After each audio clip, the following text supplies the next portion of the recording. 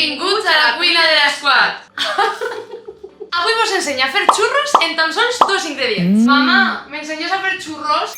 Això està fet. I els ingredients són, senzillament, aigua i farina. Comencem. Ja que calentaré l'aigua, agarrarem un bon grapà de farina. Té que quedar una consistència ni caldosa ni dura. I fiquem oli a una paella. Nosaltres anem a gastar una xurrera perquè la tenim. Podeu agarrar una bossa de plàstic, fer-li un forat a la part de baix. Com si fos una manga pastelera. Quan l'aigua està quasi calenta, fiquem l'oli al foc perquè L'oli té que estar rosent. Agarrarem l'aigua, quasi bullint, anirem mesclant la farina Aquesta és més o menys la consistència que té que tindre, és Sí. com una esponja, sí. i ja podem començar a plenar.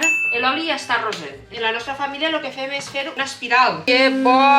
Jo el talle en el dit. I ara ja li podem pegar la volteta i li farem per l'altre costat. L'escorrem ben bé de l'oli al sucre. I per a saber que un xurro està ben fet,